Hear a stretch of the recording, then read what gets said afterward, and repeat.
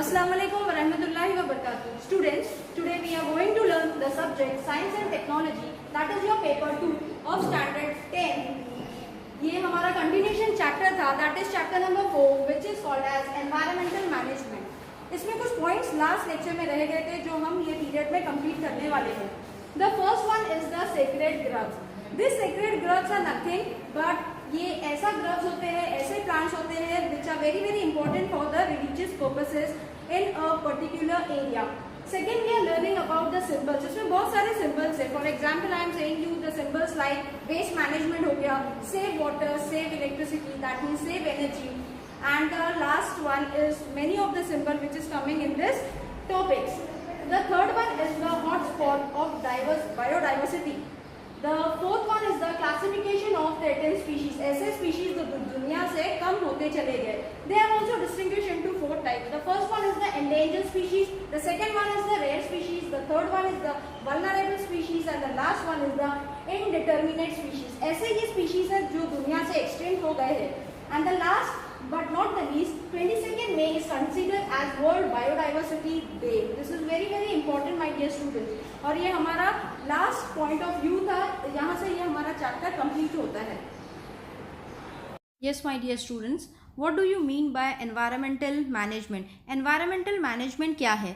So, environmental management is the management of the interaction, एक दूसरे से interaction करना, and impact of human activities on कहाँ पर? Natural environment. That we called it as environmental management. So, ये environmental management में हमने पिछले 2 लेक्चर में फर्स्ट जो है इकोसिस्टम के बारे में पढ़ा था. नेक्स्ट जो हमने पढ़े थे that was environment and ecosystem. Then we had learned about environment conservation and today we are going to learn about environmental management. और लास्ट जो हम पढ़ेंगे that is the biodiversity hotspot. In this environmental conservation and biodiversity में हम क्या देखने वाले हैं? What do you mean by environmental conservation? Environmental conservation क्या है? Environmental conservation is nothing but it is basically the practice of us human to save the environment. हमको हर हाल में ये एनवायरनमेंट को बचाना है फ्रॉम कोलैप्सिंग, तबाही से या बर्बादी से हमें इसको बचाना है. ये एनवायरनमेंट को हमें बचाना है. Such as loss of species, दुनिया में बहुत सारी तमाम स्पीशीज़ जो है डिक्लाइन होती जा रही है. Ecosystem due to lots of pollution such as water pollution, soil pollution, noise pollution, air pollution, तमाम pollution के वजह से ये ecosystem is declining. And human activities, this helps both trees and animals since some of us are dependent on them to survive. और ये सारी चीज़ों के लिए हम इंसान जिम्मेदार है क्योंकि ये सारी trees and animals के लिए human beings dependent है. झाड़ फॉर एग्जाम्पल वेजिटेबल्स है, फ्रूट्स है, तो ये सारी चीज़ें हम खाते हैं. एनिमल्स फॉर एग्जांपल हेंस है, गोट है, और इसके अलावा जो हम इसके मीट खा रहे हैं, हमको एग्स मिल रहे हैं हेन से. This are very very important to us. तो anyhow we are responsible, we human are responsible for this environmental conservation. And what do you mean by biodiversity? Biodiversity क्या है? Biodiversity is the nothing but it is the variety of plants and animal life which is living in this world, जो जी रहे हैं, जो रह रहे हैं लिविंग वर्ल्ड में, और इन अ पर्टिकुलर हैबिटेट, या हम कहेंगे it is a higher level of which is usually considered to be important and desirable. So this we called it as biodiversity. इसमें हम जो है सेक्रेड ग्रोव्स के बारे में पढ़ रहे हैं. अब what do you mean by this groves? Groves का मीनिंग क्या होता है? Groves is nothing but it is a small would, एक छोटा सा लकड़ा कहेंगे, या और अदर ग्रुप ऑफ ट्रीज, बहुत सारे ग्रुप ऑफ ट्रीज कहेंगे हम, इसको हम ग्रोव्स कहते हैं. पर ये पूरा ऑल टुगेदर एक वर्ड है, that is we called it as sacred groves. तो what do you mean by sacred groves? Sacred woods are any groves of trees that are of special religious importance. ये ऐसे tree है जो particular religious importance के लिए इस्तेमाल होते हैं टू ए पर्टिकुलर कल्चर. कुछ जैसे कि इंसान के अलग अलग कल्चर होते हैं, जैसे हिंदू कल्चर होता है, पंजाबी का कल्चर होता है, मुस्लिम कल्चर होता है. तो ये ऐसा झाड़ है जो पर्टिकुलर जो रिलीजियस पर्पस के लिए इस्तेमाल होता है. That we called it as sacred groves. So यहाँ पर क्या लिखा है हम देखेंगे. This is a beautiful diagram जो यहाँ पर रिप्रेजेंट कर रहा है कि this is the sacred groves. आपको एक ब्यूटीफुल डायग्राम नीचे दिख रहा है। सो हम इसके बारे में पढ़ेंगे। The forest conserve in the name of the God. ये फॉरेस्ट किसके नेम में कंजर्व्ड है? Is consider in the name of God. खुदा के नाम पे ये फॉरेस्ट को माना गया है, इसका नाम दिया गया है। And consider to be sacred, इसी वजह से इसको सेक्रेड रिलीजियस पर्पसेस के लिए इसका इस्तेमाल कर रहे हैं। And that we called it as sacred groves. Now these are in fact they are the nothing but they are the sanctuaries. What do you, हम sanctuaries किसे कहते हैं? Sanctuaries is a place where birds or animals are protected and allowed to live freely. इसको हम क्या कहते हैं? Sanctuaries कहते हैं। Conserved by the society, it is conserved by the society and not the government forest department. इसके लिए government forest department is not जिम्मेदार है इसका, but society itself is इसकी जिम्मेदारी उठाती है।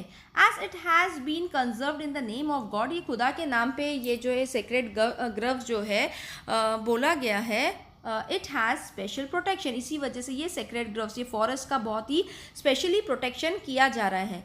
दिस क्लस्टर्स, अब what do you mean by clusters? एक वर्ड आया, एक अल्फाज आया, तो cluster is nothing but cluster is a small group of people और ए थिंग, जिसको हम क्लस्टर कहते हैं, of thick forest are present not only in Western Ghats of India but in the entire country. ये सिर्फ वेस्टर्न घाट्स में ही नहीं पाए गए हैं this sacred groves, but it is present all over, or we called it as it is present in the entire country. यहाँ लिखा भी है they are not present only in the western ghats of India but in the entire country this sacred groves are present. आगे लिखा है more than 13,000 sacred groves has been reported India. ये 13,000 जो है सेक्रेड ग्रव्स जो है इंडिया में report किए हैं। क्या ये इतने सारे जगह है, इतनी सारी जो है जगह में ये सेक्रेड ग्रव जो है पाई गई है because of this special characteristic, क्योंकि ये रिलीजियस इम्पोर्टेंस है not only to a particular culture but it is also name conserved in the name of a god. So ये हमारा जो है सेक्रेड ग्रव के बारे में कुछ बातें इसमें बताई गई थी। नेक्स्ट जो हम पढ़ रहे हैं that is the symbols, very very important symbols जो हम पढ़ रहे हैं इसमें। सम सिम्बल्स आर गिवन बिलो, यहाँ पर कुछ सिम्बल्स नीचे दिए गए हैं, आपको इसका meaning, find the meaning of दो symbols in the relation to the environmental conservation और we called it as environment conservation. इसकी मीनिंग आपको ढूंढना है। मैंने यहाँ पर आपको तमाम जो है सिंबल्स के साथ इसका जो है मीनिंग भी बताई हूँ। सो फर्स्ट जो सिंबल आपको दिख रहा है that is the waste management. कचरा फेंकता हुआ एक आदमी आपको दिखाई दे रहा है, that is the first symbol what we called it as the waste management. The second यहाँ पर दिखा है सेव एनर्जी, हमें इलेक्ट्रिसिटी को संभाल के या हमें इलेक्ट्रिसिटी को जो है सेव करना चाहिए फॉर द फ्यूचर जनरेशन, हम इसको इसी तरह जो है ख़त्म नहीं कर सकते हैं। नेक्स्ट है सेव फ्यूल, हमें पेट्रोल डीजल को बहुत ही सेव करना चाहिए क्योंकि आने वाली जनरेशन इसका भी फ़ायदा उठाए। ये हमारे नहीं सिर्फ पैसे जा रहे हैं बल्कि ये हमारी ड्यूटी है, ये हमारा फ़र्ज़ है कि हमें जो है पेट्रोल डीजल ये एनी ऑफ द फ्यूल्स जो है हमें कंजर्व करना चाहिए। And the last one is the save water because water is our life, without water we can not survive, without water any of the living organism can not survive, either it would be animals हो या birds हो या human beings हो या aquatic species हो, कोई भी पानी के बिना जो है जी नहीं सकता है। पानी is very very, that means this water is very very essential to our life. पानी हमारी ज़िंदगी है, हम इसके बिना नहीं जी सकते हैं। टिल नाउ यहाँ लिखा है we have studied the rules and regulation, हमने अभी तक बहुत सारे कुछ रूल्स दैट मीन्स उसूल पढ़े हैं और रेगुलेशंस मीन्स इसके जवाबात पढ़े हैं, that we called it as regulation about environmental conservation में भी एंड इसके प्रोटेक्शन में। इन दिस लेसन ये पूरे एनवायरमेंटल मैनेजमेंट में हमने रूल्स एंड रेगुलेशन जो है पढ़े हैं। आगे हम देखेंगे many people in the society are voluntary coming together to perform this noble work, बहुत सारे ऐसे लोग हैं जो वॉलंटरी, जो अपने तरफ से खुद आके पार्टिसिपेट करते हैं, हिस्सा लेते हैं, voluntary they are participating in this work, ये नोबल वर्क। इसका मतलब लोगों को अलर्ट कर रहे हैं कि हमें जो है वेस्ट मैनेजमेंट, ये कचरे को जो है सूखा कचरा अलग डालना चाहिए, गीले कचरे को अलग डालना चाहिए because it is not only saving our environment, बल्कि ये हमारी सोसाइटी को क्लीन कर रही है। इतना ही नहीं, हमारा एक लोगो भी है, क्लीन इंडिया ग्रीन इंडिया। अगर हमारी सिटी क्लीन रहेगी तो वातावरण जितना भी आजू बाजू का माहौल भी उतना ही क्लीन रहेगा, हमारी सेहत भी उतनी ही हेल्दी रहेगी।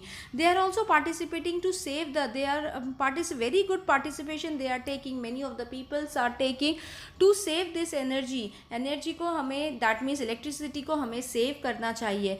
They are also participating to alert the people, or they are making a helping hand to save the fuels for the future generation। और लास्टली ऐसे जो लोग होते हैं वो वॉलंटरी आके जो है पानी को बचाने के लिए बहुत जद्दोजहद कोशिश कर रहे हैं, क्योंकि पानी हमारे लिए बहुत ही इम्पॉर्टेंट रोल प्ले करती है। आगे लिखा है many institute at a state level पे, national and international level are involve in this work. नहीं इंसान इसके लिए इम्पॉर्टेंट रोल प्ले कर रहा है, they are voluntary participating, but national, state और इंटरनेशनल लेवल पे भी इस चीज़ के लिए बहुत ही काम अच्छा हो रहा है, ताकि ये जो है चारों चीज़ें, नहीं ये चारों, इसके अलावा वो जो भी फ्यूल्स होती है, इंसान इसको बहुत ही अच्छी तरह से इसके आगे भी फ़ायदे उठाए। और आज जो ये सारी फ्यूल्स है इसके बारे में हमें सोच के इसको सेव करना चाहिए। The next topic what we are learning, that is the hotspot biodiversity. Hotspot biodiversity में हम क्या देख रहे हैं, इन दिस हॉटस्पॉट डाइवर्सिटी में यहाँ पहले हम देखेंगे कि बायोडाइवर्सिटी का क्या मीनिंग है। So what do we called as biodiversity? So biodiversity is nothing but the variety of plants and animals live in the world or in a particular habitat। जो एनिमल्स और प्लांट्स की species ये पूरी दुनिया में पाई गई है और एक पर्टिकुलर हैबिटेट में पाई गई है, at a higher level of which is usually considered to be important and desirable, और इसको हम बायोडाइवर्सिटी कहते हैं। आगे हम इसके बारे में पढ़ेंगे। यहाँ लिखा है कि 34 highly sensitive biodiversity spots are reported all over the world. So 34 highly sensitive जो है बायोडाइवर्सिटी स्पॉट जो है पूरी दुनिया में रिपोर्टेड करी गई है। Such area has once occupied 15.7% area of the earth. इसने कितना एरिया ऑक्यूपाई किए? 15.17% ऑफ द अर्थ का एरिया इसने ऑक्यूपाई किए हैं। यहाँ also it is written as at present 86% of this sensitive area are already destroyed, जिसमें से 86% जो सेंसिटिव एरिया जो है ऑलरेडी डिस्ट्रॉय करी गई है। आगे लिखा है यहाँ पर presently only 2.3 area of the earth has been left over with sensitive spot. ऐसे इतने तमाम जो है परसेंटेज में से अब सिर्फ 2.3 एरिया लेफ्ट ओवर है, जिसको हम सेंसिटिव स्पॉट्स के रूप में या सेंसिटिव स्पॉट्स हम कहते हैं।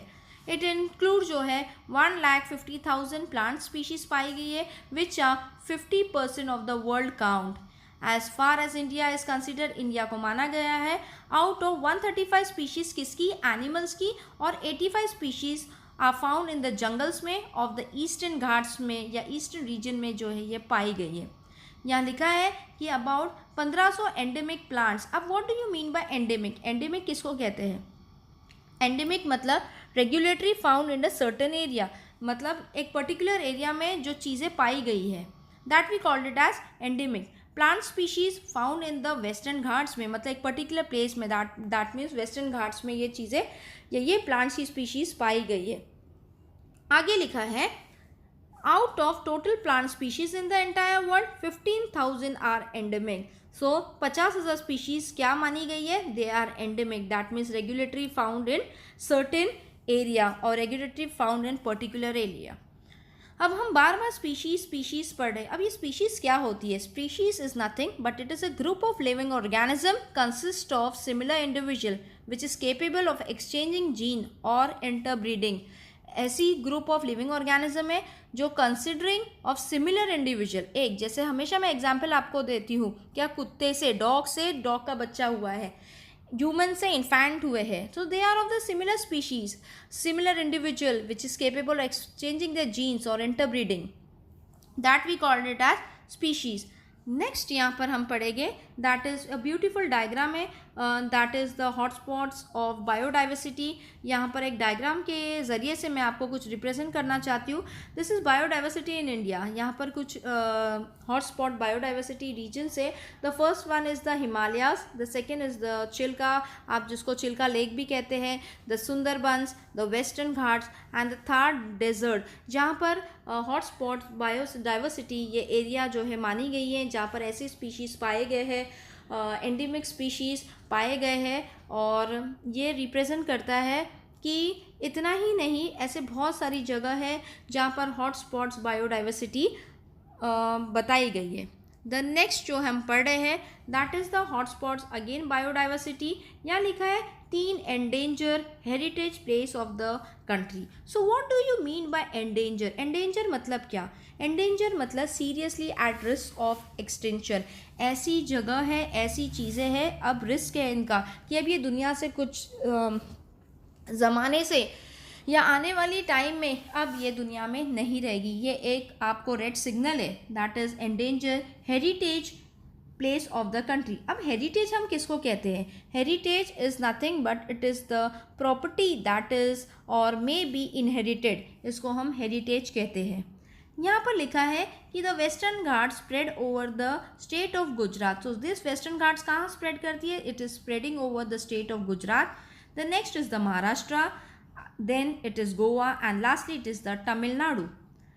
And Kerala has been endangered due to mining industry, और केरला को endanger माना गया है because due to mining industry।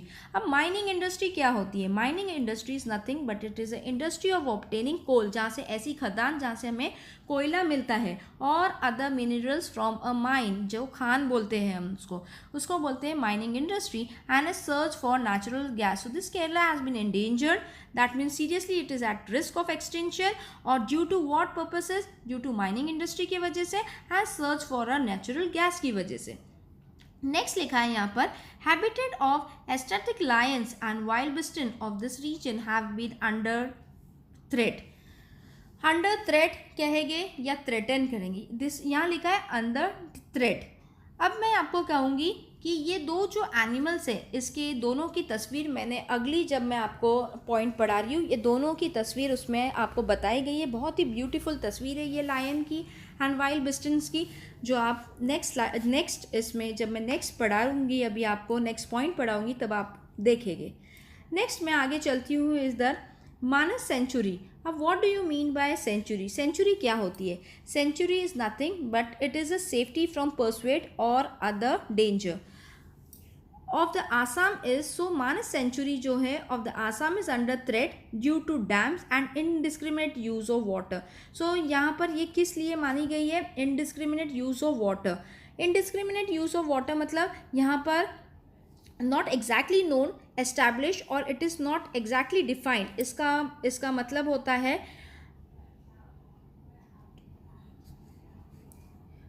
यहाँ पर लिखा है Manas sanctuary of Assam is under threat due to dams and indiscriminate use of water. जो पानी इस्तेमाल कर रहे हैं इसके बारे में यहाँ पर मानस सेंचुरी में इसकी बातें बताई है। नेक्स्ट यहाँ पर लिखा है कि tiger and rhino of that region are under threat. Threat means cause to be vulnerable और at the risk of endanger. इनकी जो स्पीशीज़ ख़त्म होते जा रही है, इनको एक रेड सिंबल या रेड सिग्नल बता रहे हैं, that we called it as threat, या हम थ्रेटन कहेंगे। बार बार ये अल्फाज आ रहा है। However tiger pollution and overall local environment is seriously challenged by dams, deforestation. So this tiger population, जो टाइगर की जो पॉपुलेशन थी एंड ओवरऑल जितना भी लोकल एनवायरनमेंट, ये सीरियसली चैलेंज किया गया है by the dams and deforestation. Forestation मतलब जहाँ फॉरेस्ट होते हैं, डिफॉरेस्टेशन मतलब जो डिक्लाइन हो रहे हैं फॉरेस्ट, उसके बारे में। एक्सेसिव फिशिंग, बहुत सारी फिशिंग जो है लोग कर रहे हैं, इंसान कर रहे हैं।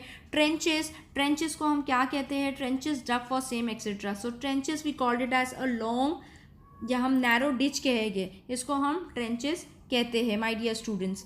नेक्स्ट हम पढ़ रहे हैं, that is the classification of this threatened species. तो ऐसे species that is caused to be vulnerable, या मैं कहूँगी और at a risk और मैं कहूँगी इट इज़ एंडेंजर। इनको एक रेड सिंबल या रेड सिग्नल बताया गया है कि दुनिया से अब इनकी नस्लें या इनकी स्पीशीज़ अब बहुत ही कम होते जा रही है। तो हम इसकी क्लासिफिकेशन ऐसी स्पीशीज़ के बारे में पढ़ रहे हैं। मैं बार बार आपको बताती हूँ कि what do you mean by species. इससे पहले भी मैंने आपको कही हूँ कि species is a group of living organism है जो consisting of a similar individual which is capable of exchanging genes और इंटरब्रीडिंग, इसको हम स्पीशीज़ कहते हैं। सो हम किसके थ्रेटन स्पीशीज़ के क्लासिफिकेशन पढ़ रहे हैं। The first classification is the endangered species. So endangered species is a seriously at risk of extinction. ऐसे species जो वाकई में आज बहुत ही इनको रेड सिग्नल माना गया है कि दुनिया से अब इनकी species कम होती जा रही है, इट इज़ डिक्लाइनिंग। नेक्स्ट हम पढ़ रहे रेयर स्पीशीज़ जो दुनिया में बहुत ही कम पाई गई है। And the last but not least, the third we are learning about the vulnerable species. What do you mean by vulnerable? Vulnerable का मतलब क्या होता है? Vulnerable is nothing but it is expose to the possibility या expose to the possibility of being attacked or harmed either physically or emotionally. इसको हम vulnerable कहते हैं, vulnerable species. And the last is the indeterminate species. So what do you mean by indeterminate species? Indeterminate मतलब not exactly known या established or it is defined. तो ये चार जो हम species के बारे में पढ़ रहे हैं, फर्स्ट हमने देखे थे that is the endangered species. The second we had learned about the rare species. The third one is the vulnerable species and the last is the indeterminate species. एक एक करके हम ये species के बारे में पढ़ेंगे. The first one which we are learning that is about the endangered species. ऐसे species जो endanger है, वाकई में seriously at risk of extinction, दुनिया से ये इनकी species जो है कम होती जा रही है. Next importance we are learning it has been given here is the either number of this organism is decline. either इनकी number of this organism, इनकी नस्लें जो है कम होती जा रही है, decline होते जा रही है, इसका मतलब become smaller या fewer और less या decrease होती जा रही है, इसका मतलब decline, इसका मतलब होता है decline. और their habitat is shrunk भी मतलब कम होती जा रही है, it is decreasing to such an extent that they can be extinct in the near future if conservative major are not implemented. जद्दोजहद, एक्सटेंट मतलब क्या? एक्सटेंट का मतलब होता है स्पीशीज ऑफ एनिमल और plant that is instinct not longer has any living member. ऐसी species जो दुनिया में कुछ समय बाद या कुछ दिनों बाद या कुछ सालों बाद दुनिया में इनका नामो निशान नहीं रहेगा. इसी वजह से इनका एक रेड सिंबल या रेड जो सिग्नल दिया गया है, they are in danger, they are वाकई में they are seriously at risk of extension. Few examples are given below. ऐसे कुछ स्पीशीज़ है जिनकी जो है या ऑर्गेनिज्म है जिनकी जो है नस्लें कम होती जा रही है. सो द फर्स्ट एग्जाम्पल यहाँ पर ब्यूटीफुल जो है दो तस्वीरें आपको दी गई है, that is the lion tailed monkey और the second one is the lesser florican. तो ये एक बर्ड है and this is the monkey जिनकी स्पीशीज़ जो है वाकई में दुनिया से कम होती जा रही है. दे आर डिक्लाइनिंग और मैं कहूँगी they are extinct in the near future if it is not conservative, if they are not particularly conserved और इसका कंजर्वेटिव मेजर नहीं लिया जाएगा या अगर मैं मानूंगी कोई इम्प्लीमेंटेशन नहीं किया जाएगा तो ये दुनिया में वाकई में इनकी स्पीशीज़ नामो निशान इनका नहीं रहेगा. So this were the few example of the endangered species. The next what we are learning is the second one, that is the second one which we are going, that is the rare species. So number of this organism is considerably declining. rare मतलब कम होते जा रहे, कुछ कम. rare मतलब जो बहुत ही कम species पाई गई है. जैसे फॉर एग्जांपल 10 पेंसिल है तो मैं आपको एग्जांपल दे रही हूँ कि उसमें से मेरे पास एक ही बची है तो 10 में से एक का बचना तो अभी रेयर है. सो रेयर स्पीशीज़ यहाँ पर लिखा है number of this organism is considerably decline या इनकी जो स्पीशीज़ दुनिया से कम होती जा रही है. दे आर बिकमिंग स्मॉलर या फ्यूअर और हम कहेंगे they are very very decreasing. आगे लिखा है organism of this species being endemic. Endemic means again regulatory found in a certain area. Regularly they are found in a particular region or a particular area. May become extinct very fast. दुनिया से इनकी नस्लें बहुत ही जल्दी चले जाएंगी. Extinct means again I am saying you it is a species of animal or plant that is extinct, no longer has any living member. दुनिया से इनकी नस्ल जो है बहुत ही कम हो जाएगी और दुनिया में ये बहुत ही कम पाए गए हैं. रेयर मतलब बहुत ही कम पाए गए हैं. फॉर एग्जाम्पल्स यहाँ पर ब्यूटीफुल डायग्राम के ज़रिए से मैंने कुछ एग्जाम्पल आपको बताना चाही हूँ कि the first one is the red पांडा. इनकी नस्लें बहुत ही कम बच गई है, रेयर बच गई है. And the second is the musk deer. This are few example. मैंने बहुत सारे एग्जाम्पल्स तो नहीं ली हुई है आपको, लेकिन कुछ एग्जाम्पल आपको बता रही हूँ कि ये एग्जाम्पल जो है रेयर स्पीशीज़ के है. The first one is the red panda and the second one is the musk deer. This are few examples. ऐसे बहुत सारे एग्जाम्पल हैं, आप जो है नेट के ज़रिए से देख सकते हैं कि ऐसी बहुत सारी रेयर स्पीशीज़ है जो दुनिया में अब बहुत ही कम पाई गई है. The next we are learning about the vulnerable species.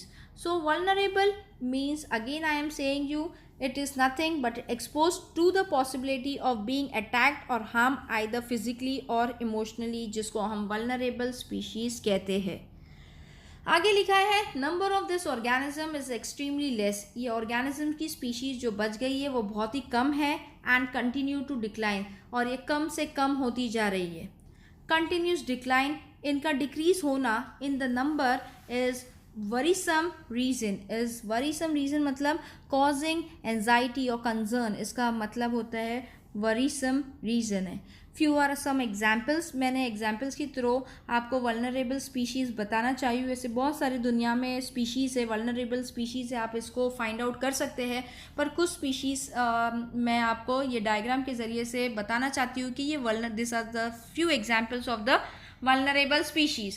So the first one that is the beautiful tiger आपको दिख रहा है, and the second one is the lion. आप हमेशा देखते थे कि एक हमारा जो है बाइकल्ला का ज़ू है, वहाँ पर पहले जब हम जाते थे तब हमें लायन और टाइगर देखने मिलता था, लेकिन आज हम जाते हैं तो वहाँ पर इनकी स्पीशीज़ हमें दिखाई नहीं देती है. Why? Because this government is not taking any efforts. ये कोई अपनी जद्दोजहद कोशिश नहीं कर रहे हैं कि ये एनिमल्स को प्रिजर्व करे या ये ज़ू में हमारे लिए, हमारी आने वाली नस्लों के लिए हम इन्हें भी बताएं कि ये ऐसे लायन दिखते हैं, ऐसे टाइगर दिखते हैं. आज इनकी स्पीशीज़ हमें देखने ही नहीं मिलती है. वो ज़ू एक नाम के लिए ज़ू रह गया है, वहाँ पर कोई स्पीशीज़ हमें दिखाई नहीं दे रही है. So my dear student, you are responsible. आप आने वाली ये नस्लें जो है is responsible for the future generation. आप ऐसे स्पीशीज़ के लिए जो बच गई स्पीशीज़ है इनके लिए रिस्पॉन्सिबल है कि आने वाली जनरेशन में आप इनकी नस्लों को बढ़ाएं. और जो आप अब नहीं देख रहे हैं, अगर ऐसा आप कोई जद्दोजहद काम करें तो आने वाली जनरेशन में ये स्पीशीज़ जो है एक्सटेंड नहीं होगी. They will be not declining, बल्कि इनकी जो species will be increasing. So it is you, the students, my dear students, who are responsible or who is taking an effort. Next, what we are learning, the last one is the indeterminate species. So what do you mean by indeterminate species? So indeterminate is not exactly known या established or defined. ऐसे species which are not exactly known or not exactly it is defined, ऐसे को हम indeterminate species कहते हैं. So species, again I am saying, it is a group of living organism which is considering or consisting of a similar individual which is capable of exchanging genes or interbreeding. यहाँ पर लिखा है कि this organism appear to be in danger. वाकई में this are seriously at a risk of extinction. But due to their some behavioural habitats, इनकी कुछ अच्छाई की वजह से, बिहेवियर की वजह से, बिहेवियर हैबिटेट की वजह से, लाइक शाइनेस, शर्माना, there is no definite and substantial information. So what do you mean by substantial? Substantial मतलब क्या? सब्सटेंशियल मतलब it is large in size, value और इम्पोर्टेंस हम कहेंगे. तो कुछ इनकी इम्पोर्टेंस की वजह से या बिहेवियरल कैरेक्टरिस्टिक की वजह से ये जो है स्पीशीज़ को जानी गई है। ऐसे बहुत सारे दुनिया में इनडिटर्मिनेट स्पीशीज़ है। I am giving you a beautiful diagram, एक डायग्राम मैंने यहाँ पर रिप्रेजेंट कर रही हूँ which is an example of the indeterminate species. So या एग्जाम्पल है जायंट स्क्विरल, जिसको हम शेकरू भी कहते हैं। So beautiful this diagram is representing कि दुनिया में अगर ऐसे ब्यूटीफुल अगर एनिमल्स नहीं रहेंगे सो ये दुनिया का क्या काम रहेगा। सो हमारा फ़र्ज़ है, we the human is responsible, हमारा ये काम है कि ऐसे जो है ब्यूटीफुल एनिमल्स को, ये ब्यूटीफुल स्क्विरल गिलेरी जो इसको हम कहते हैं, इसको हमें बचा के रखना चाहिए। ये ब्यूटीफुल जो है ऑर्गेनिज्म को या ब्यूटीफुल स्पीशीज़ को हमें बचा के रखना चाहिए फॉर आवर फ्यूचर जनरेशन। हमें इनको जो है एक्सटेंड होने से बचाना चाहिए because they are now in endanger, they are very very seriously at a risk of extinction। यहाँ पर एक इम्पॉर्टेंट लाइन लिखी है कि 22 मई, जिसको हम कहते हैं world biodiversity day. So this day is consider as this 22 मई is consider as a world biodiversity day. So हमने 4 इम्पॉर्टेंट जो है बातें पढ़ी है क्लासिफिकेशन ऑफ थ्रेटन्ड स्पीशीज़ में। द फर्स्ट हमने जो पढ़े थे that is the endangered species, जिसमें हमने एग्जाम्पल देखे थे that was lion tailed monkey and lesser florican that is a bird, वो एक बर्ड था। और हमने ब्यूटीफुल जो है लायन टेल मंकी को देखे थे। वो लायन नहीं था पर ऐसा मंकी जिसका मुंह जो है लायन जैसा दिख रहा है, मोटी दुम वाला मंकी, इसी वजह से इसको हम कहते हैं लायन टेल्ड मंकी, जिसका चेहरा लायन जैसा दिखता है पर है कौन, वो मंकी है। And lesser florican is a bird. Next हमने पढ़े थे that was the rare species, जिसमें हमने एग्जाम्पल देखे थे रेड पांडा और मस्क डियर के बारे में हमने पढ़े थे। द नेक्स्ट जो हमने पढ़े थे that was the vulnerable species. Vulnerable species में हमने एग्जाम्पल देखे थे ब्यूटीफुल टाइगर एंड नेक्स्ट हमने देखे थे that was the lion. And the last which we are seeing, और हमने जो ये पढ़े थे that is the indeterminate species, that was example I am giving you is a beautiful giant squirrel, जिसको हम शेकरू कहते हैं। सो ये हमारा क्लासिफिकेशन ऑफ थ्रेटन्ड स्पीशीज़ के बारे में था। इससे पहले हमने हॉट स्पॉट्स ऑफ बायोडाइवर्सिटी पढ़े थे, ब्यूटीफुल तस्वीर देखे थे हमने, और हमने मानस सेंचुरीज़ के बारे में और सुंदरबन सेंचुरीज़ के बारे में देखे थे। इससे पहले हमने सेक्रेड ग्रोव्स के बारे में देखे कि हाउ दिस ब्यूटीफुल जो है religious importance tree is not only importance at a particular place but it is also important to a particular culture. So इसीलिए इसको सेक्रेड ग्रोव्स कहे गए थे। And this tree is very very importance, इन्हें जो है बहुत ही माना जाता है, ऐसे पर्टिकुलर कल्चर इन्हें बहुत ही मानते हैं। And that is why it is called as sacred woods are any groves of trees that are of special religious importance to a particular culture. और ग्रोव्स का मतलब मैंने आपको बताई थी बार बार कि it is a small wood और अदर ग्रुप ऑफ ट्रीज, जिसको हमने ग्रोव्स कहे थे। और ब्यूटीफुल तस्वीर की ज़रिए से मैंने आपको रिप्रेजेंटेशन की थी कि ये किस तरह झाड़ दिखते हैं, किस तरह ये ईस्टर्न या वेस्टर्न घाट्स में अगर हम पढ़ रहे थे, वेस्टर्न घाट्स में इसका कितना इम्पोर्टेंस था। उसके बाद हमने जो है इम्पोर्टेंट ऑफ सिंबल्स के बारे में पढ़े थे that was the waste management, कि हमें सूखा कचरा कहाँ पर फेंकना चाहिए, गीला कचरा कहाँ फेंकना चाहिए, because this are distinguishing under biodegradable waste and non biodegradable waste. So biodegradable waste are those waste जो माइक्रो ऑर्गेनिज्म जल्दी से जल्दी इनको डिग्रेड करते हैं। It doesn't take a long period of time for degradation purposes. For example मैं आपको दूंगी, जैसे कि हमारे स्पॉइल फूड्स हो गए, हमारे स्पॉइल वेजिटेबल्स, या तो हमारे स्पॉइल कुक फूड्स हो गए, ये this all are coming under biodegradable waste. And next हमने जो पढ़े थे that is the non biodegradable waste, जो ऐसे माइक्रो ऑर्गेनिज्म जिसको डिग्रेड करने के लिए बहुत ही वक्त लगता है। It takes a very very long period of time for degradation purpose. For example मैं आपको कहूँगी दैट इज़ द प्लास्टिक और any of the plastic materials. So इसी वजह से वो लोगो आपको डिटरमाइन करता है या आपको इंडिकेट करता है कि हमें जो है कचरा प्रॉपरली जो है डिस्पोज करना चाहिए, and that was nothing but it was waste management. And next हमने पढ़े थे save energy. So we have to save this energy for the future generation. Electricity हम सेव करेंगे, हमारा बिल भी बहुत कम आएगा, और हमारा बिल कम आएगा इसका मतलब हमारे पैसे बच रहे हैं। सो हमें पैसे के साथ साथ जो है एनवायरनमेंट के बारे में भी सोचना चाहिए, सोसाइटी के बारे में भी हमें सोचना चाहिए। द थर्ड मैंने जो सिंबल आपको पढ़ाई थी that was save fuel. So we have to save this fuels. For example coal हो गया, हमारा डीजल, पेट्रोल, केरोसिन, ये सारे हमारे फ्यूल्स में आते हैं, हमें ये तमाम चीज़ों को सेव करना चाहिए। And last we had studied about save water. So this water is very very important. Why? Because this water save our life. So water is very very important to us, और पानी के बिना हमारी ज़िंदगी अधूरी है। यही हमने तमाम बातें जो है ये लेसन में पढ़े थे, और यहाँ पर जो है आपका लेसन कंप्लीट होता है। That is the environmental management which was your chapter number 4। तमाम बातें हमने इसमें देखे थे। Ecosystem, then we had seen about environmental conservation, उसके बाद biodiversity hotspot, environment and ecosystem, and lastly environmental management। so ये तमाम 5 जो है मेन important points जो है ये लेसन में आए थे, और ये सारी बातें हमने ये लेसन में कवर अप कर चुके हैं। and now we move to the assignment where we are completing this whole lesson।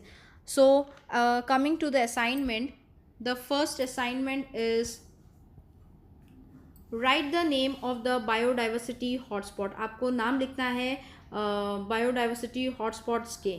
The second question is which are the reason for endangering the many of species of plants and animals, and how can we save those. इसको हम किस तरह जो है save कर सकते हैं। The third we are seeing, मैं बता रही हूँ आपको शॉर्ट नोट लिखना है। The first one is the biodiversity, and the last is the second जो है आपका सेक्रेड ग्रव्स।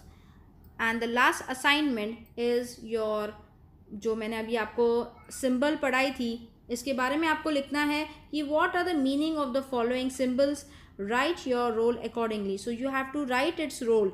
ये 3 जो है आपके सिंबल है, इसके बारे में आपको लिखना है कि ये सिंबल आपको क्या रिप्रेजेंट करते हैं, क्या कहते हैं आपको, इसका क्या, ये सिंबल्स का क्या मीनिंग है फर्स्ट ऑफ ऑल, और ये क्या रोल आपकी ज़िंदगी में प्ले करते हैं। व्हाट इज़ द रोल, और व्हाट इट इज़ important, या why it is important, what important role it is playing in daily life। सो आपको ये असाइनमेंट कंप्लीट करना है आपकी नोटबुक में, जो मैंने आपको 200 पेजेस की साइंस नोटबुक बनाने बोली थी, उसमें आपको ये तमाम क्वेश्चन, इससे पहले भी तमाम असाइनमेंट्स मैंने ये लेसन की थ्रू दी थी आपको, तमाम असाइनमेंट्स आपको कंप्लीट करना है आपकी नोटबुक में। और अब तक के हमारे 4 चैप्टर कंप्लीट हो गए हैं। मैं उम्मीद करती हूँ कि चारों लेसन के जितने भी असाइनमेंट मैंने दी थी वो आपके नोटबुक में आपने कंप्लीट कर चुके होंगे। यहाँ से मैं अपनी चैप्टर कंप्लीट करती हूँ। अस्सलाम वालेकुम वरहमतुल्लाहि वबरकातुहू।